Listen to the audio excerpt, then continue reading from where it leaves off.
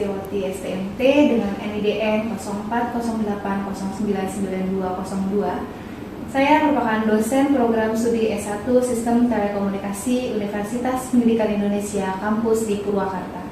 Pada kesempatan kali ini, saya akan menyampaikan perkuliahan dengan mata kuliah Pengolahan Sinyal Digital dengan bobot 3 SKS dengan kode mata kuliah TL403.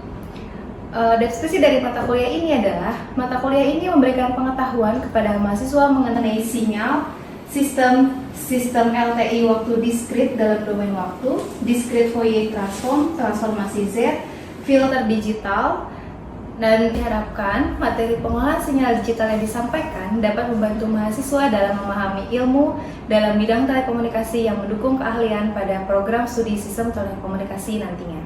Pada perkuliahan ini juga akan dilakukan 4 pertemuan yang berisi praktikum, kemudian tahap penugasan mahasiswa dievaluasi dengan tugas. Pada kegiatan pembelajaran kali ini, saya akan memberikan sedikit penjelasan mengenai materi filter digital dengan metode DIA. Yang pertama adalah delivery. Saya akan memberikan penjelasan dari materi yang akan disampaikan mengenai filter digital. Lalu yang kedua adalah interaction, di mana di sini saya akan melakukan interaksi dengan mahasiswa dan mahasiswi selama pembelajaran dan memandu langsung mahasiswa dalam kegiatan praktik. Lalu yang ketiga adalah assessment, yaitu dilakukan dengan memberikan asesmen berupa analisis hasil praktik yang telah dilakukan dan juga menjawab beberapa pertanyaan yang dibuat dalam kuisis. Baik, untuk penilaian pembelajaran pengolahan sinyal digital ini, saya akan memberikan tugas proyek, kemudian nanti setelah praktikum akan ada penilaian dari hasil analisis praktikumnya ya, dengan menilai dari laporan praktikum yang dibuat oleh mahasiswa. Kemudian yang ketiga ada evaluasi. Setiap pembelajaran saya akan memberikan beberapa pertanyaan untuk mengevaluasi bagaimana pemahaman mahasiswa selama pembelajaran tersebut berlangsung. Baik, terima kasih. Selanjutnya mari kita saksikan video pembelajaran perkuliahan pengolahan sinyal digital. Assalamualaikum. Waalaikumsalam. Oke, gimana nih kabarnya? Baik.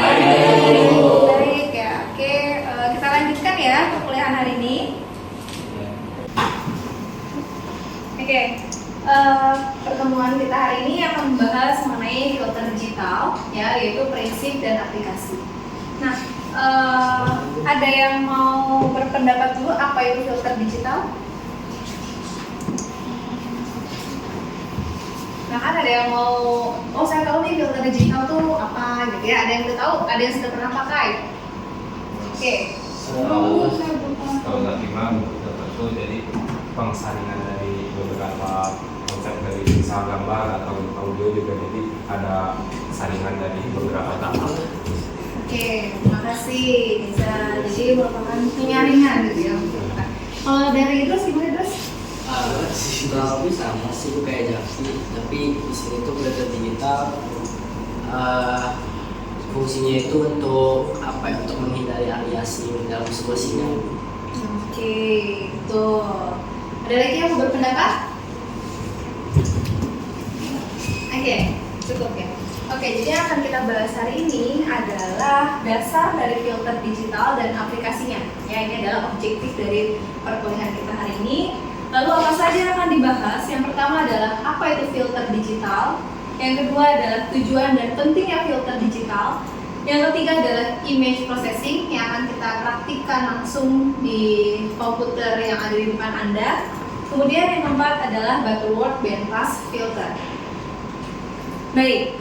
Nah, ini apa itu filter digital? Tadi sudah dikemukakan oleh Nizar, Idrus gitu ya, pendapatnya terkait filter digital. Nah, ini akan saya bahas lagi gitu ya. Filter digital adalah algoritma atau proses yang diterapkan pada sinyal digital ya untuk mengubah atau memperbaiki sinyal tersebut. Nah, umumnya filter digital ini ya mengimplementasikan algoritma atau persamaan matematis ke dalam suatu perangkat keras atau program. Nah, biasanya filter ini digunakan untuk beberapa tujuan ya, seperti menghapus noise ya, kemudian mengekstraksi informasi penting atau mengubah karakter dari sinyal itu sendiri. Nah, filter digital itu bekerja dengan memproses data dalam domain waktu atau frekuensi. Ya, kemarin kita sudah bahas ya di pertemuan sebelumnya terkait dengan pemrosesan data dalam domain waktu, ya, sinyal dalam domain waktu dan sinyal dalam domain frekuensi. Nah, dan filter digital juga sering digunakan dalam bidang seperti pemrosesan audio, telekomunikasi, dan pemrosesan citra atau image processing. Nah, ini akan kita bahas hari ini. Pemrosesan citra atau image processing. Baik, fungsi dan tujuan filter digital. Ya, kenapa sih butuh filter digital, gitu ya? Yang pertama adalah untuk menghilangkan noise. Ya, ketika terjadi pengiriman gambar, gitu ya, pengiriman audio dan seterusnya, itu ada pasti ada noise, gitu ya. Dan bagaimana untuk menghilangkan noise itu salah satunya dengan penggunaan filter digital. Jadi filter digital hanya meloloskan sinyal yang kita butuhkan saja, gitu ya. Karena ketika di perjalanan itu sinyal ada tambahan-tambahan noise dari transmisi, ya, baik itu menggunakan kabel maupun via wireless.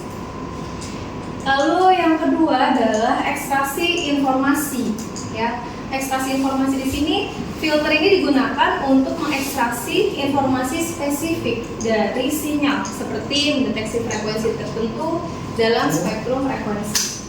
Lalu yang ketiga ada peningkatan sinyal, ya. Jadi filter juga membantu meningkatkan aspek tertentu dari sinyal seperti penajaman tepi dalam gambar, ya, atau peningkatan kontras dari suatu gambar. Nah, ini adalah fungsi dan tujuan dari filter digital. Kita lanjut, gimana sih aplikasi filter digital itu, gitu ya? Pemrosesannya seperti apa, gitu ya? Nah, di sini ada pemrosesan audio, telekomunikasi, kontrol sistem, dan pemrosesan citra. Ya. Nah, untuk blok diagramnya, gitu ya? Di sini ada yang pertama analog filter, lalu di sini ada ADC, lalu ada digital processing, lalu digital to analog converter, dan analog filter. Nah, dalam setiap proses ini di analog filter tentu saja inputannya adalah sinyal analog, ya. Kemudian dari analog filter masuk ke blok analog to digital converter. Nah, di sini ada pemfilteran analog input. Jadi sebelum masuk ke analog digital converter, ini ada filternya dulu, filter analog, ya. Lalu dari ADC ini masuk ke digital processing. Nah, pada proses ADC ini, analog to digital converter, ini terjadi digitize input.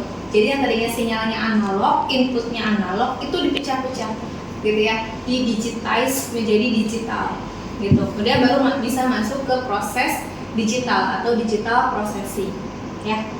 Nah, kemudian dari digital processing ini masuk ke digitize output, ya, masuk lagi ke blok digital to analog converter. Jadi setelah diproses digital, ya, kita balikan lagi ke digital to analog converter. Kenapa? Karena sinyal yang kita terima itu dalam bentuk analog, gitu ya, tapi pemrosesannya dalam bentuk digital ketika memproses sinyalnya tersebut pada penggunaan filter digital di pemrosesan citra atau image processing. Setelah dari DAC kita masuk ke analog filter lagi, ya. Nah, di sini ada proses analog output, gitu ya. Di sini yang tadinya sinyalnya terdigitalisasi atau ya terdigitize itu diubah lagi menjadi sinyal analog. Oke, sampai sini ada pertanyaan? Ada pertanyaan dulu? Gak ada? Oh, kalau belum ada kita lanjutkan dulu ya. Butterworth bandpass filter. Oke, Butterworth bandpass filter, ya, ini adalah salah satu filter digital, ya. Nah, yang akan kita gunakan dalam pemrosesan image processing hari ini yang akan kita lakukan praktiknya adalah filter digital dengan menggunakan Butterworth, gitu. Nah, kebetulan yang digunakan adalah Butterworth bandpass filter. Bu, boleh nggak pakai LPF? Boleh nggak pakai HPF? Nah, itu nanti dipengaruhi oleh frekuensi cut-off atas dan frekuensi cut-off bawah. Kalau misalnya mengambilnya terlalu tinggi, nah itu bisa jadi high pass, gitu ya. Berarti yang diambil adalah yang frekuensi tinggi. Ya, kalau yang low berarti yang diambil yang rendahnya, gitu ya. Nah, kemudian filter digital ini memainkan peran penting dalam pemrosesan citra atau image processing dengan berbagai tujuan, seperti menghaluskan gambar, menonjolkan tepi, menghilangkan noise, dan banyak lagi. Kemudian pada praktiknya, penerapan filter digital pada image processing mempengaruhi kualitas dari gambarnya, gitu. Nah, kemudian Butterworth Bandpass filter itu merupakan filter yang akan digunakan pada praktikum ini, ya. Kita akan uji cobakan langsung setelah ini. Lalu filter bandpass ini, ya, bandpass dari Butterworth ini adalah filter yang dirancang untuk melewatkan frekuensi dalam rentang tertentu dan memblokir frekuensi di luar rentang. Jadi ada yang namanya frekuensi cut off atau frekuensi batas, gitu ya. Kalau misalkan kita sudah tentukan frekuensi cut off atasnya sekian, frekuensi cut off bawahnya sekian, maka frekuensi di luar itu, gitu ya, itu tidak bisa diloloskan. Jadi bisa kita anggap kita buang atau kita hilangkan. Oke, sebelum ke praktik, kita ada pertanyaan dulu sebelum kita ice breaking. Oke, gimana Pak Ensa? Tanya Ibu, bagaimana yang terjadi apabila kalau misalnya nilai cut off atas lebih rendah daripada cut off bawah? Oke, kalau misalkan frekuensi cut off atas, gitu ya, pasti frekuensi yang lebih tinggi. Jadi misalkan saya ingin meloloskan sebuah sinyal, gitu ya, dengan frekuensi cut off atasnya adalah 1000 Hz. Frekuensi cut off bawahnya 200 Hz, gitu ya. Nah, penamaan frekuensi cut off atas dan cut off bawah itu tergantung letaknya si frekuensi. Jadi kalau misalkan frekuensi cut off-nya di 200 dan 1000, berarti yang 200 adalah cut off bawah dan yang 1000 adalah cut off atas, gitu. Namun apabila terbalik apa yang terjadi? Kalau terbalik dalam memasukkannya ke paper, gitu ya, itu akan tidak akan bisa menghasilkan itu, gitu ya. Jadi tidak akan bisa melewatkan sinyal yang diinginkan. Kalau misalkan masukin cut off bawahnya 1000 terus cut off atasnya 200, gitu ya, nah itu tidak akan error ya, karena pasti harus lebih besar, gitu, frekuensinya. Pasti nanti muncul warning error merah ya, gitu. Ada lagi? Sudah, Pak Esa? Terima kasih. Oke, gimana Niza? Lanjutan yang tadi Pak Reza juga mungkin dari pembahasannya gitu, dari cut off dan juga cut off atas sama cut off bawah berarti akan mempengaruhi dari hasil pemrosesan filter digital itu. Mempengaruhi hasil, iya, karena kalau batasnya misalkan di 200 sama 1000, terus yang diambil misalkan di 400 dengan 2000, ya itu akan beda, gitu. Yang dihasilkannya akan beda. Nah, makanya kita harus tahu nih sinyal yang mau kita ambil di frekuensi berapa, frekuensi aslinya ada di berapa. Makanya kalau misalkan kita mau ngirim sesuatu kan biasanya, ini saya mau ngirim sesuatu di frekuensi sekian sampai sekian misalkan. Nanti pas keterima di receiver, misalkan frekuensi dari 200 sampai 900, tapi perlu di receiver misalkan di 1200, gitu ya, udah jauh banget gitu. Nah, biasanya sebelum di cut off gitu, sebelum dipotong-potong gitu, biasanya setelah di receiver itu ada proses-proses sebelumnya, gitu ya. Prosesnya apa? Menghilangkan noise dengan cara apa? Kalau misalkan dalam sistem komunikasi yang kita udah bahas di mata kuliah sistem komunikasi, itu dari receiver ada yang namanya receive block, gitu ya. Receive block itu setelah diterima dari si receiver, itu ada pemrosesan penambahan, misalkan menggunakan kalau misalkan di awalnya pakai encoding LDPC misalkan, nanti di receivernya di decode lagi, gitu. Jadi gimana caranya supaya si informasi yang dikirimkan itu bisa aman dulu, gitu. Kalau udah aman, gitu, misalkan ternyata dalamnya ini si sinyalnya ini mendapat penguatan misalkan 2 kali lipat misalkan, gitu. Nah, itu pasti kalau ada penguatan, ada noise, gitu ya, pasti ada penghapus noise-nya dulu, penghapus noise pada sistem blok transmisinya dulu sebelum masuk ke sistem pemrosesan digitalnya, gitu. Dan biasanya sih kalau misalkan salah menentukan frekuensi cut off dan atas dan bawah di dalam source code-nya, gitu ya, itu sih biasanya akan muncul warning, gitu. Karena misalnya nih, nanti ada ya sintak Butterworth BPF, gitu, terus ada D1, D0 gitu ya. Nah D1 itu nilainya harus lebih rendah daripada D0 gitu ya. Oke, ada lagi? Tidak ada. Oke, saya mau cek fokusnya deh sebelum kita ke praktikum. Silakan semuanya berdiri. Oke, semuanya berdiri. Kalau saya bilang tepuk satu. Kalau saya bilang tepuk dua. Kalau saya bilang satu tanpa kata tepuk, jangan tepuk. Ya. Oke, siap. Tepuk 1, 2.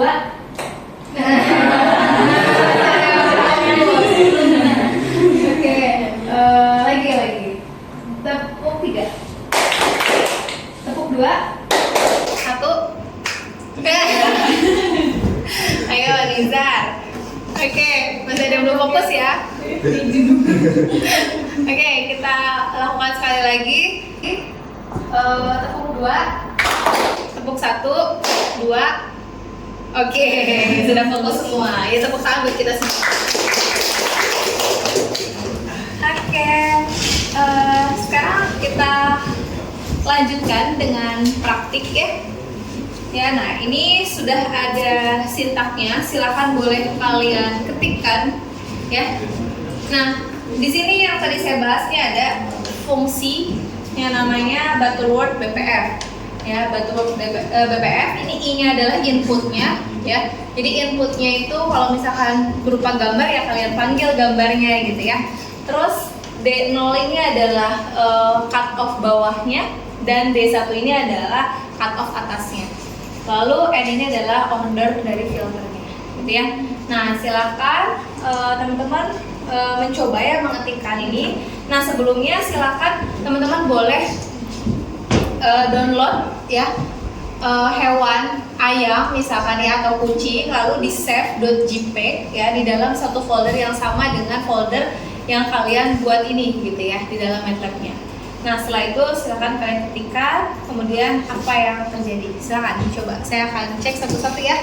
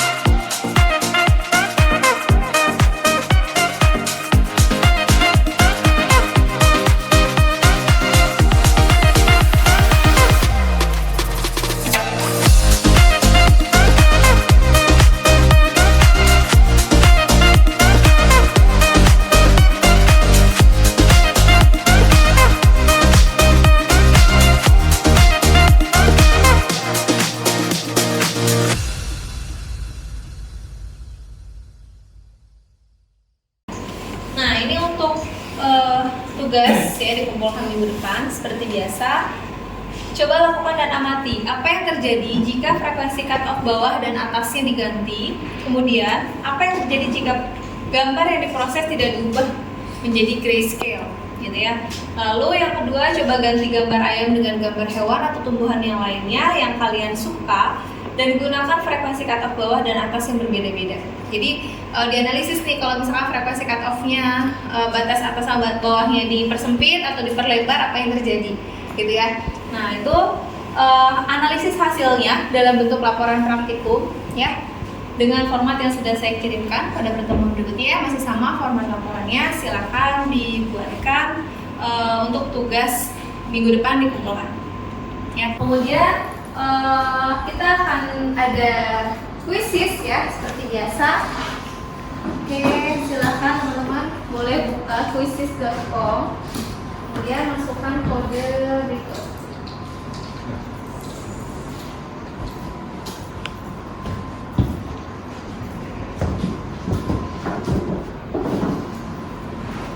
Oke, ya 5400109, silakan. Silakan. Ini sudah ada